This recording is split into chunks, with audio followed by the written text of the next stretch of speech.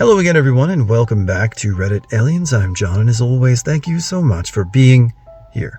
Good topic for you today. Let's do it.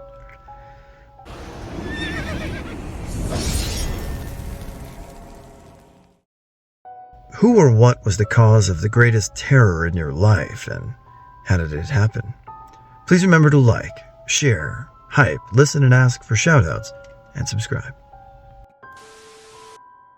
I was robbed at gunpoint with 3 friends in Gainesville, Florida. We parked on a street during the day, and it ended up being really dark when we came back that night. We were held at gunpoint by 3 guys, maybe more, for a few minutes, while they looted our pockets of everything we had: keys, phones, wallets, and shoes. As they took off, we tried to chase them a bit in their getaway car, and they shot a few shots at us. We hit the deck big time, just like in the movies. It didn't dawn on us until days later how scary the whole thing was. Pretty sure we were in shock. Police did a shitty investigation, of course, and no one was ever apprehended. I stay the fuck out of Gainesville now. Owned in a pretty rural neighborhood, right across the street was just miles and miles of thick forest, and the nearest house was about 600 to 700 feet away. He thought someone should guard it at least the nights, and I could do it. I was in high school at the time. Well, I wasn't a terrible deal at first. Some money, endless amount of unsold snacks, a TV, and a cozy bed. But it was an old building with many stories, not the nice one. I had myself witnessed a guy dying there, albeit a natural death. I think I managed for a couple of weeks thanks to the nightly show. It would start with nightmares, someone hanging from the ceiling of the floor shop. Then I would wake up at the exact same time every morning, let's say 3:53 a.m. It's been almost 20 years, but each morning I would wake up for no reason and, through the darkness, glare at the display at the alarm clock that quietly presented the same numbers. Then there were steps coming from the showroom, and the sound coming from outside, like someone was dragging a stick on the wooden facade.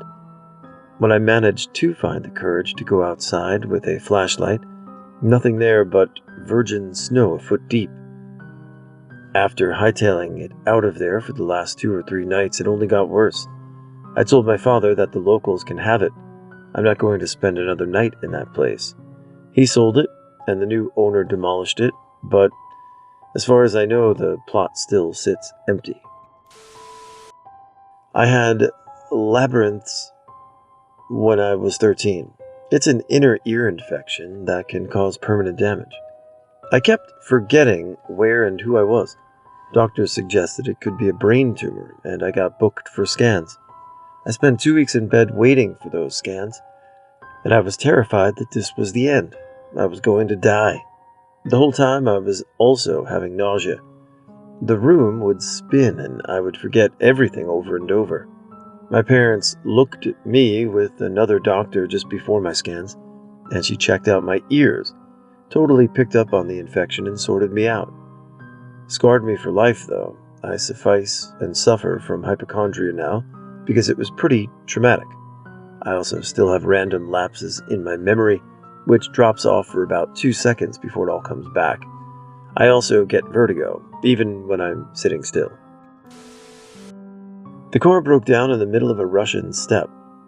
There are absolutely no streetlights, and the closest help you can get can be hundreds of kilometers away in certain places, especially outside working hours.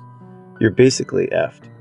I was driving about 110 kilometers an hour on the highway, and suddenly, when driving downhill, my car shook violently and made a horrible noise. Fearing the worst, torn distribution belt, I turned off my engine immediately and went to the side of the road. I checked all fluids and checked under the car, especially differentials, when I initially thought there was the problem. I have no idea yet what could have caused it, but at the time I figured out that if I drove with about 2,000 RPM, my car worked without problems. So, I limped the full 400 kilometers back home, driving about 65 km/h in fourth gear from about 000 until about 930, because the fifth gear of Lada Niva is bullshit and shouldn't exist.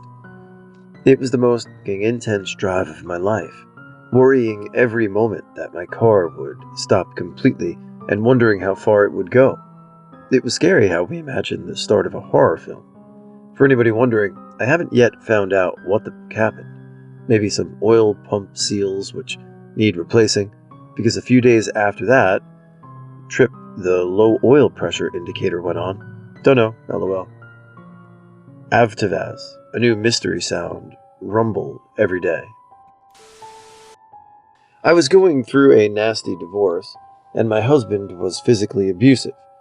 When it was his weekend to have our two small children, I would always stay the night with my best friend. She lived 45 minutes away, and he didn't know where she lived. He would always get his parents to keep the kids and harass me.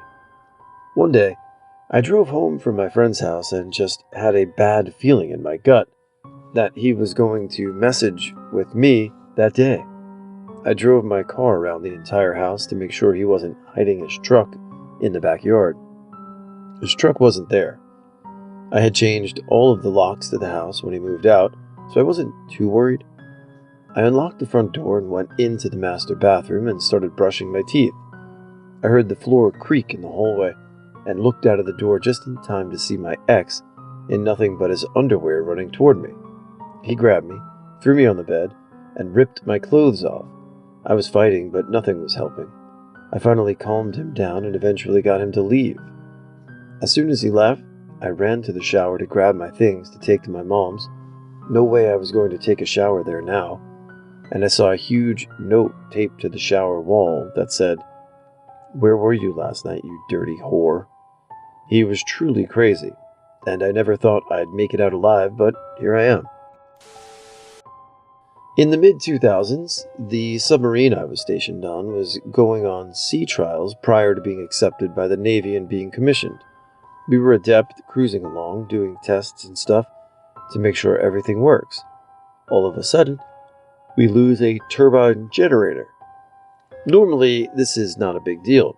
Modern submarines have two generators, specifically in case one of them fails, so that there's no loss of power. Loss of power under the ocean is a bad thing. In this case, for whatever reason, the system didn't fail over to the second turbine generator correctly. We lost all power for something like 10 minutes.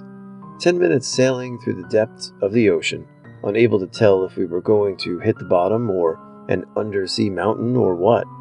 Pitch black, can't see your hands in front of your face kind of dark. Guys sat down and started writing letters to their families for when they eventually found our bodies. I'd been scared before, and I've been seared and scared since, but I've never felt that scared and helpless. It was awful. I was a leader at a summer camp. This happened in Belgium, so I'm translating the words we use from what I do kinda loosely. We had a 9-year-old with us with behavioral issues and autism, but it seemed to be okay. One day, he tried to jump out of a window. We asked him. He fully wanted to off himself. Later that day, he jumped off the stairs. Another leader caught him. At the end of the day, we were sitting outside for some closing of the day, and he started stabbing himself with a stick. I take the stick from him, and he starts pulling out his own hair. He had really nice hair, so I asked him to stop. He stopped, but started tearing the flesh off of his arm with his teeth. This is where my memories of that day stop. Next thing I know, I'm taking him over from the leader who caught him earlier and holding him in a very firm grip, arms behind him, and taking him away. All the while, he has been attacking me and everyone around him. I could barely hold him. I was scared to death of him. He didn't seem human anymore. To this day, when I think about him, all my muscles tense up. Woke up in the ICU after a car wreck. It's apparently typical, but I woke up stupid. I couldn't tell time. I had an argument inside my head about the hands on the clock. On one level I remembered they were called hands, but on another level I didn't trust that memory. I looked at the clock, then at my hands, and argued it was stupid to call them hands. They looked nothing like hands. So a part of me called them hands and another part of me called them sticks. Then it took way too long to figure out what the numbers and hands and sticks were pointing to were. When I finally figured that out, I still couldn't figure out what it meant. I couldn't do math and problem solving that I knew was elementary school level stuff. I was terrified I was going to be that way for the rest of my life, that I'd never be able to work or care for myself again, that I'd spend the rest of my life sitting in a wheelchair drooling on myself, living in a piss-smelling facility. When I was in high school, I joined the Japanese language class because I was a weeb. On the first day, this guy I had never met sat next to me. He seemed okay at first, but when we started doing a team challenge, he immediately wanted to be my teammate. Seemed fine, right? No. He sat on my desk the whole time and was really close to me. I was extremely uncomfortable, like to the point where I wanted to leave the class but didn't want to be alone. Red flags started going off in my head, like I just felt this horrible feeling with him, being in the same room as me. Even though it was hard to get into that class, I decided to never go back. Something about him felt wrong to me. I never saw him again after that, and I don't know why he scared me so much, but honestly, I trust my instincts when it comes to people and places. Not interested in finding out, to be honest. Alright guys, a couple of shout outs here to Nicola Raw. There you are. So good to meet you. Thanks for being here to support the channel. And Heather Scott Fleming, happy birthday. Have a great day.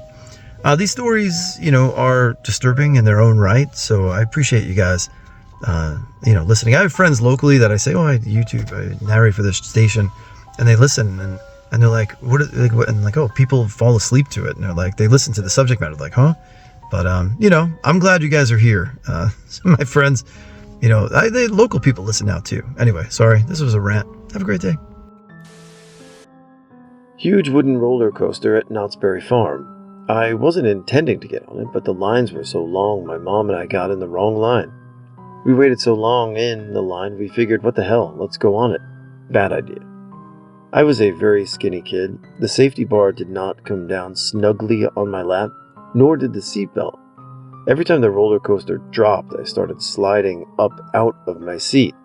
I was holding on for dear life, and my mom was trying to hold me down.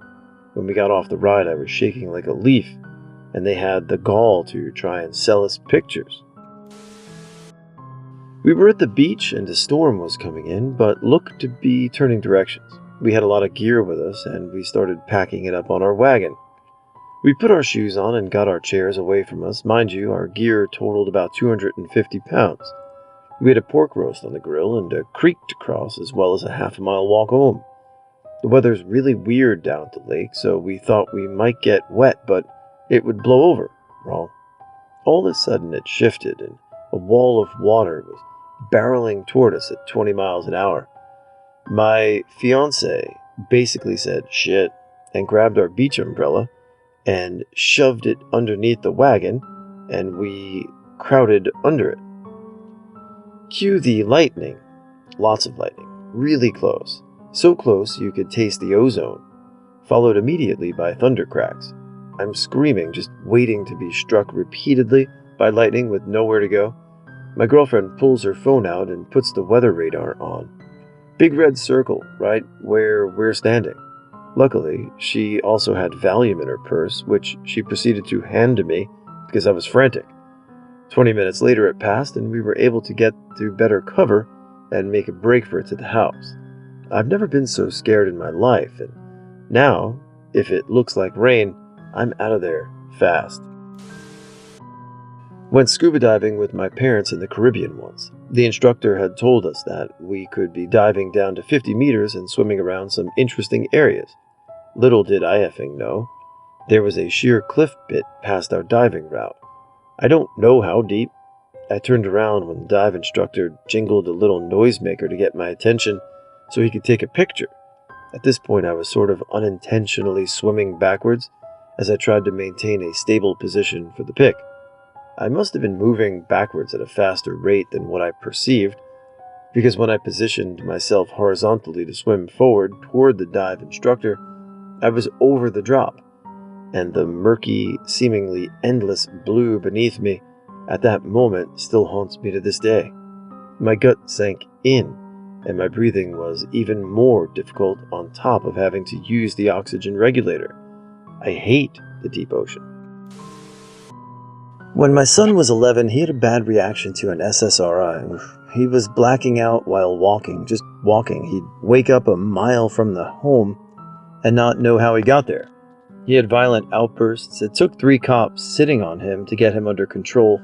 He ended up in the children's psych ward at a hospital where they gave him some Risperdal as a rescue drug. He had a bad reaction to that also, couldn't control his neck or jaw for a couple of days. He was supposed to go to the 5 to 11 ward, but they didn't have any space there, so they put him in the 12 to 17 ward. He had to have group therapy every day.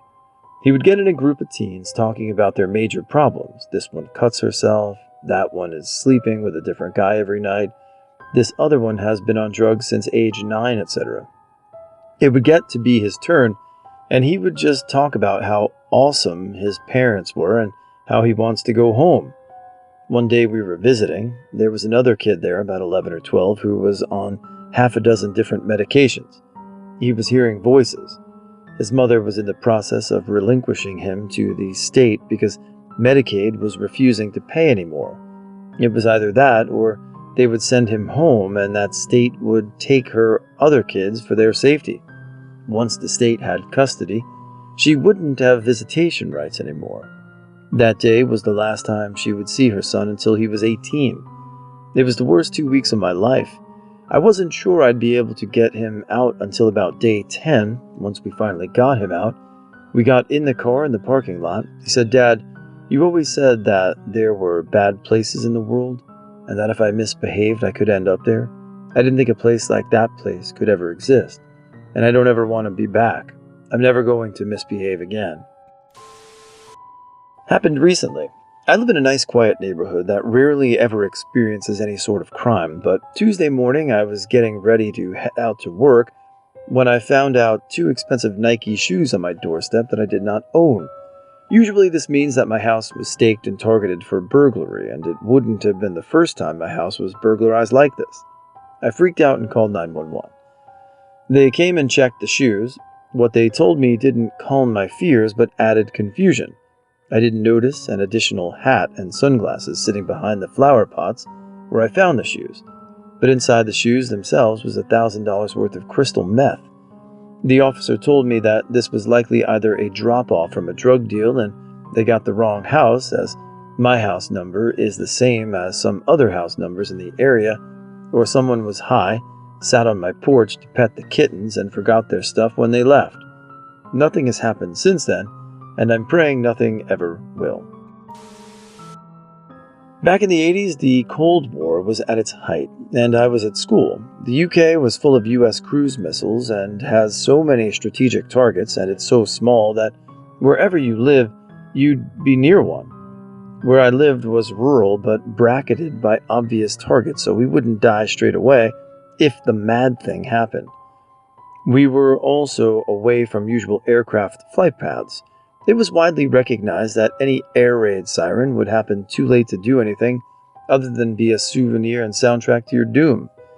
It is also rumored that, in the event of a war, mobile cruise missile launch platforms would disperse and launch from cover in rural areas, and I knew all this because I'm a compulsive reader. So there I was at school, looking out over woodland from class, and I saw a cruise missile fly over. I was certain of it. Still have the image burnt into my head.